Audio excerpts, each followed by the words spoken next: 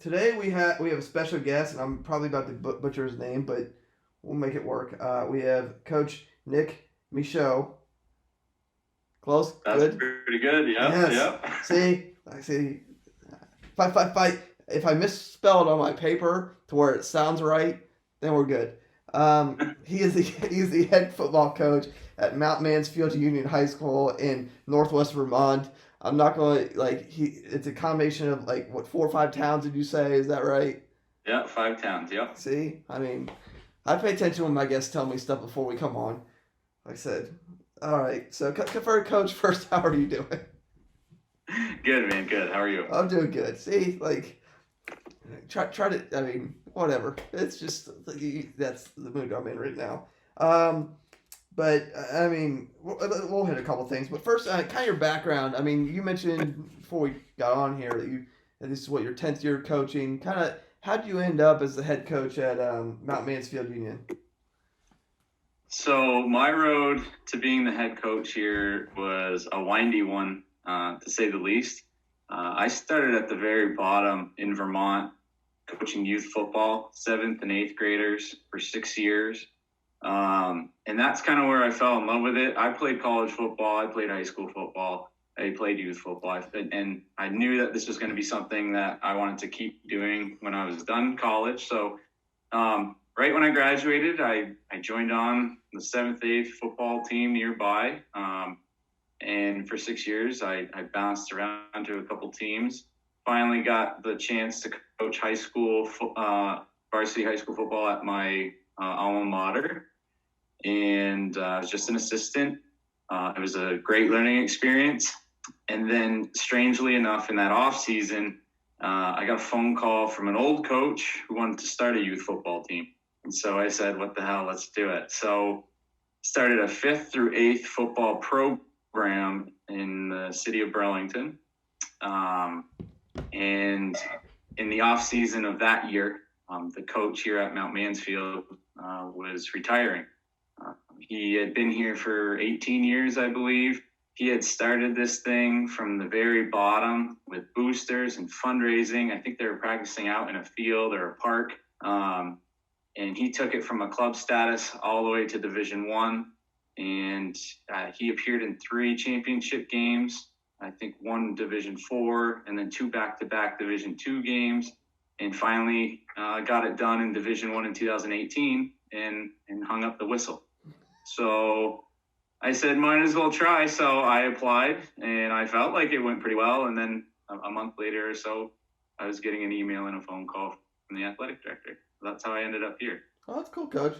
Now, for people who don't know Vermont football, how many teams encompass Division One, and then what kind of determines whether you're Division One or not? So this year we're going to have 11 teams in Division One. Basically, there's a formula that we run off of the VIFL, so the Vermont Interscholastic Football League, and the VPA, the Vermont Principals Association.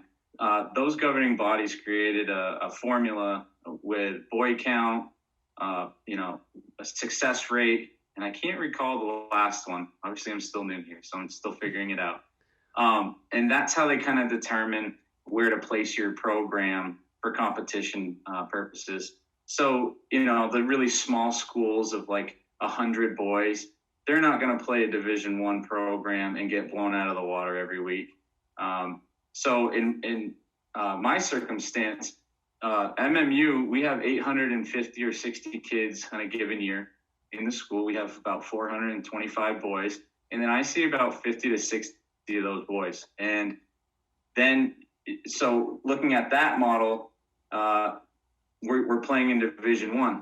I think, and I may be wrong on this, I think we're supposed to be a Division II team, but because we're a larger school, we're playing up to Division I, which I have no problem with because we are a large school, and I think that's how we should be placed in the larger bracket. So.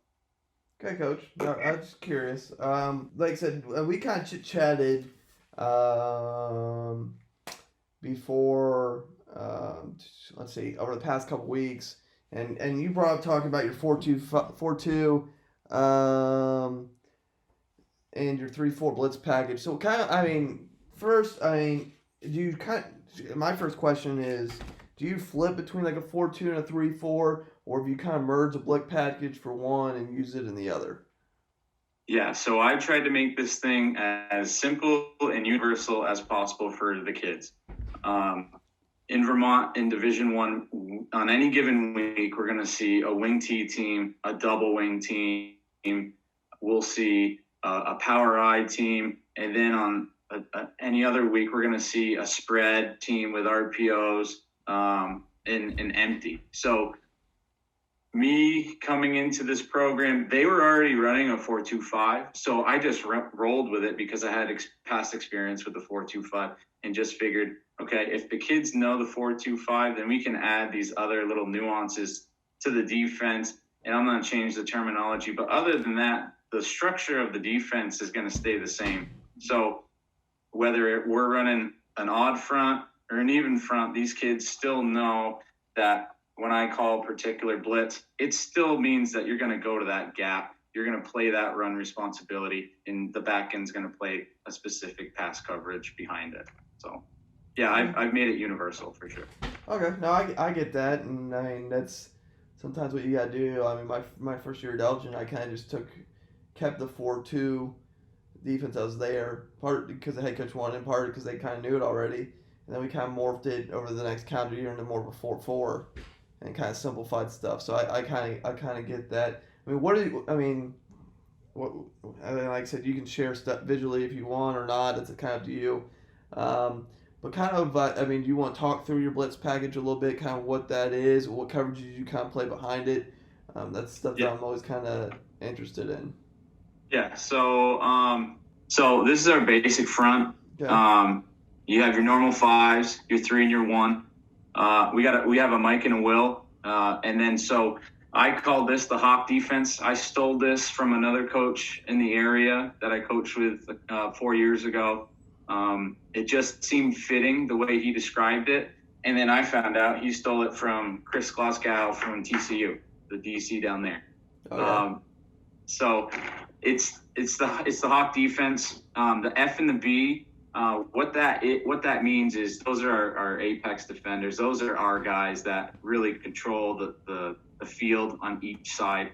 The F is the Falcon. That means to the field. So he's always going to go to the wide side no matter what.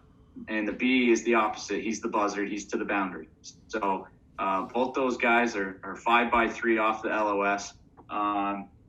And the type of player we're looking for for the Falcon is just the dude, the best dude you got on defense that can come up and fill the run, play that outside edge, and be nasty. And then the F, he's also got to be able to drop back, similar to what a safety can do, flipping hips, get open and play that deep half when necessary. The buzzard's the same thing. He's just not as good as those two qualities. He may be a little bit weaker on the run fill. He may be a little weaker on the pass drop, but otherwise he's comparable to the F. So those are the two types of players we're looking for when we're figuring out who's going to be the F and the B. Otherwise, you have your traditional Mike and your Will, and then 2 corners in the free. So that's our back end. And the front end, I like to mix it up. We will be installing a NASCAR package this year. Because we have the players to do it. Our nose guard, we found out 2 years ago because we didn't play 11-on-11 this year, obviously. 2 years ago, he was a sophomore, and we stuck him in there as a nose guard, and we just told him to go straight. Play your gap and go straight. And he ended up leading the team in 4 games with tackles in the backfield. So he's a little spark plug, and he's fast twitch. He gets off the line of scrimmage, and he's a little bowling ball. So I can't wait to see what he can do as a senior this next year.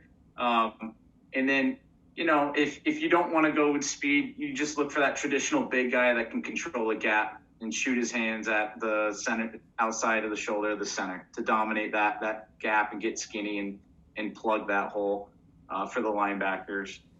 Our tackle, it's the same thing, traditional big guy. We have this upcoming year, a big man, a big junior, and he's going to be able to anchor that. I want our best D lineman to play that position because the amount of single teams versus double teams that he'll see is greater than the nose guard. So he's got to be able to do exactly what the nose guard can do, but he's going to have more opportunities to make plays.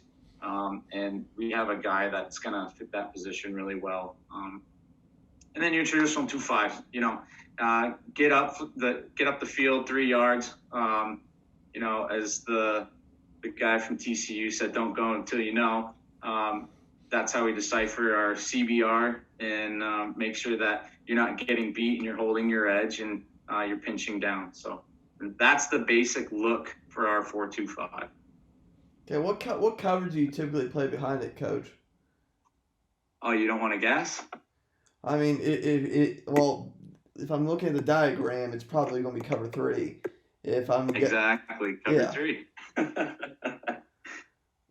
So yeah, we cover 3. We call it blue. Very basic. I heard a great line today from Sark. He was in a clinic and he said, "How many DCs are in here?" They all raised their hand. He said, "How many times do you guys run cover 3?" And all of them pretty much said all the time. So he's not lying. What I found out, though, as a young head coach, is when you're running cover 3 against RPOs, you're kind of just giving them the field. So we obviously have a man coverage package as well. Yeah. Was that the Sark one that was put on? Was it on YouTube like a couple days ago? Yeah. I've been meaning to watch that, and it's ironic because that's what Ohio State said in most of last night. Now this will probably come out way past that, but for reference, this is being filmed the day after the Ohio State game. So, but yeah, I mean I've been meaning to watch that Sark one. Actually, I was planning on watching it at night. But yeah, I mean it's an interesting little thing. I mean, you mentioned that you guys see a variety of offenses. How much does that cause? I mean, do you have just base alignment rules as a result, or does that kind of vary week to week depending on who you're seeing? Yeah, we really do. Again, I like to keep it simple. Let's line up and play. My core principles on defense are just being fast and nasty. Be fast and nasty and make tackles. We practice tackling every day. Okay. We'll see in the film review on Sundays and Mondays that if our guys aren't tackling, then we'll go right back to the basics and make sure that those core principles are being reflected in how we're teaching them at practice. As my first year as a head coach, we did fairly well. We had around 450 tackles the first year. We were in every game. There was only 2 games that we were completely blown out. I'm not trying to make excuses, but we had a young squad coming off the D1 championship from the prior coach with 18 seniors. We had a younger squad, and I think that we fizzled out towards the fourth quarters, and we weren't tackling as well, and we were just getting outmanned. So yeah, keeping it simple, keeping those core principles of responsibilities. That's how I like to run this thing. That way the kids can just read and react and flow. And that's how we kind of find our defenders in practice. Okay. I mean, I want to go back to your Blitz stuff a little bit before. No, not before. Yep. Back to your Blitz stuff a little bit. I can't enunciate today. You should see me in class today. Oh God, it was bad. So obviously, okay, there. See, Blitz call. See, that's more. Obviously, I'm visual and hands-on as crap. Yeah. I mean, I've probably mentioned in 18 of these things that you start just telling me stuff and it ain't happening. I tell kids the same thing. They start just please stop. Just show me. Please just I am not it's not you. It's me. It's I physically can't my brain does not process that way. All right, so I think when we have our Monday afternoon huddle review, I think the kids are more locked in because they can see their mistakes, and Lord knows they're not doing it on their own time, and that's good. I think they need a break, right? Middle of the season, they need a break and be kids, but when they can see their own mistakes and then we can coach them up, I think the production towards the end of the year gets a little bit better. Well, yeah, as a teacher, I've found that we, that's the word I want to use, that students typically are more visual or hands-on than they are auditory anyways. I try to hit all three, but yeah. Now, my question for this is that as I look at this, and my mic's not being very user-friendly right now, is for those like two-man blitzes, does that cause you to change coverages into more of a man scheme, or is that you're going to just leave a zone voided? Yeah, it depends on the personnel we're playing against. Yeah. If it's like a doubles or an empty look, we try to just have that cover 3 shell behind the double blitz and leave that space vacant and hope that we can get to the quarterback by the time decision. But if we're going like coverage on the back end, so for the way I look at it is if I'm sending both of the birds from the outside, we should be okay with the Mike linebackers flexing out to save some space where they're vacating and being able to, turn and run if there's a swing pass or a quick out or an arrow or anything like that. And then being helped by the back end of a corner, pinching that. So, I like to leave it empty and just play the coverage. That way we're not getting burned over top.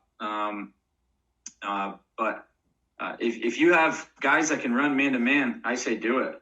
I think there's nothing wrong with that. If you got studs in the back end that could fly with a tight end, there's nothing wrong with that. Yeah, no, I agree, Coach. And on top of this, how much games or stunts do you play with your defensive line along with this? Do you do a lot, or do you just kind of leave them to do their thing? I mean, not many.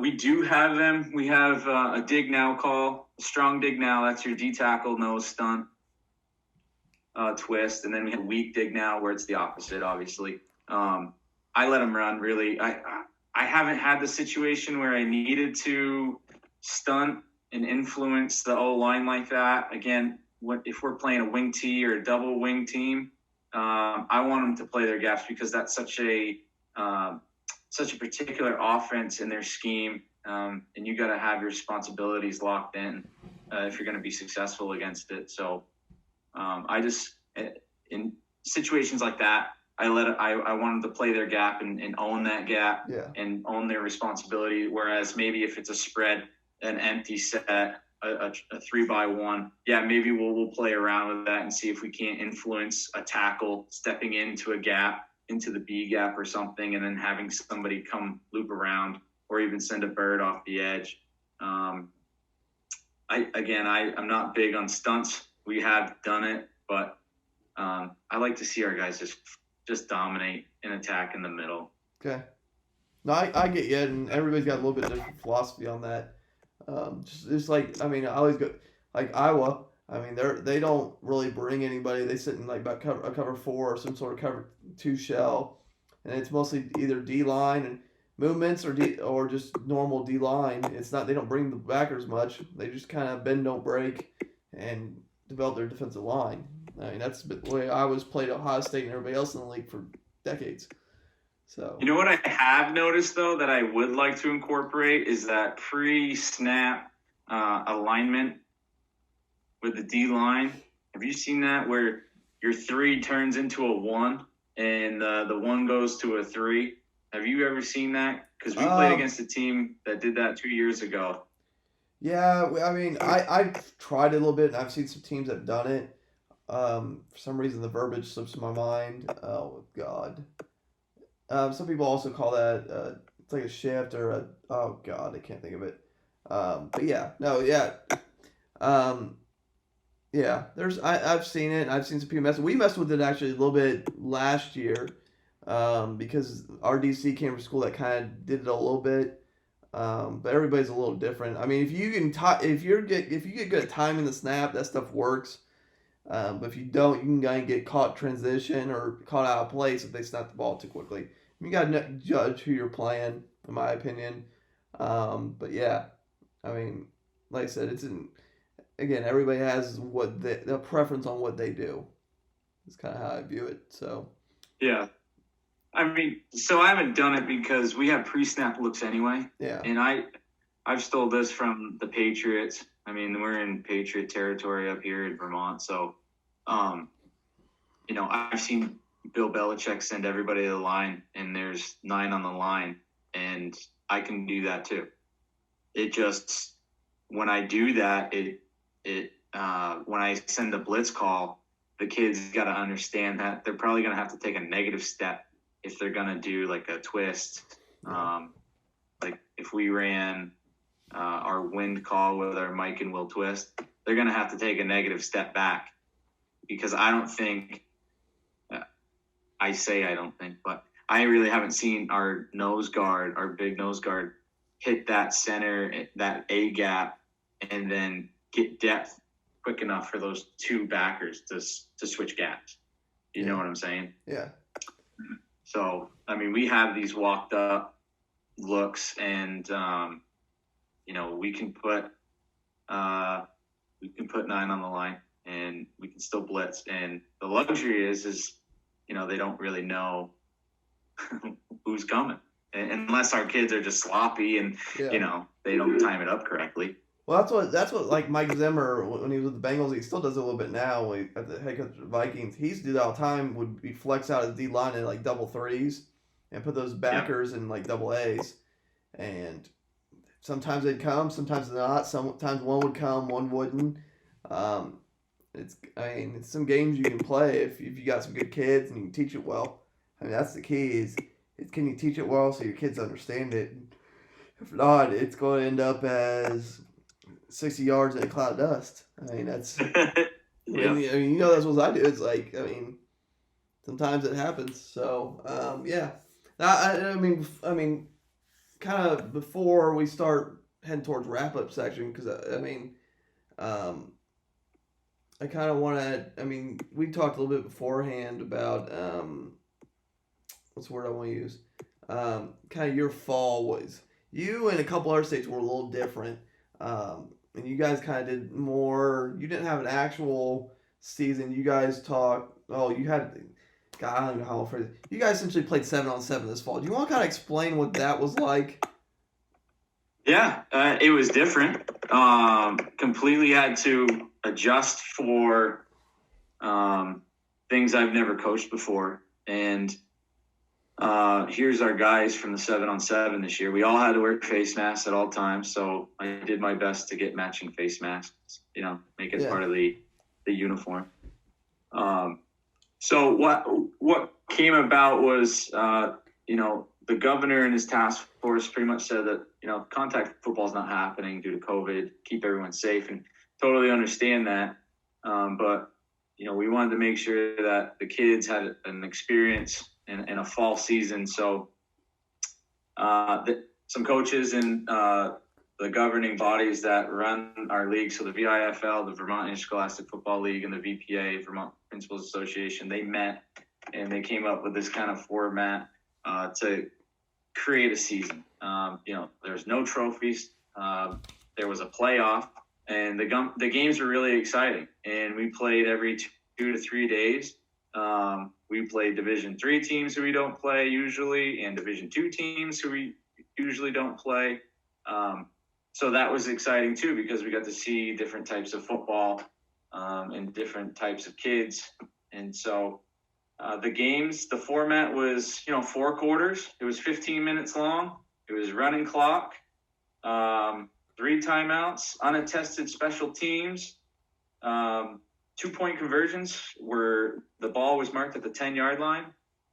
We had skills playing the second and the fourth quarter, and we had bigs, O-line, D-line playing first quarter and second quarter, or first quarter and third quarter, excuse me. And, I think they really did have a good time with it. And that was the whole purpose of this season, was to make sure that the kids had some sort of memory and experience, a positive experience, because they, since March at that point, They were sent home online learning.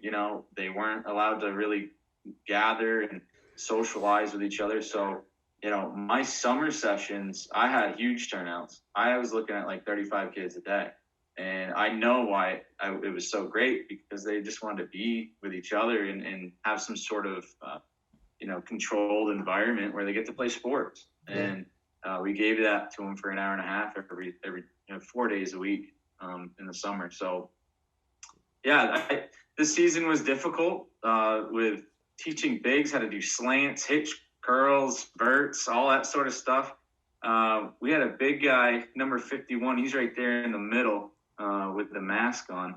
He was a quarterback for like 3 or 4 games. This big guy, number 70, he was a running back. And I had a freshman playing on the varsity as a cornerback, a freshman lineman, and he loved it. And he was really good. He had good technique. I'm not even going to lie. Like, he would stab, turn, and run and wait for the receiver's head to turn around and then make a play on the ball.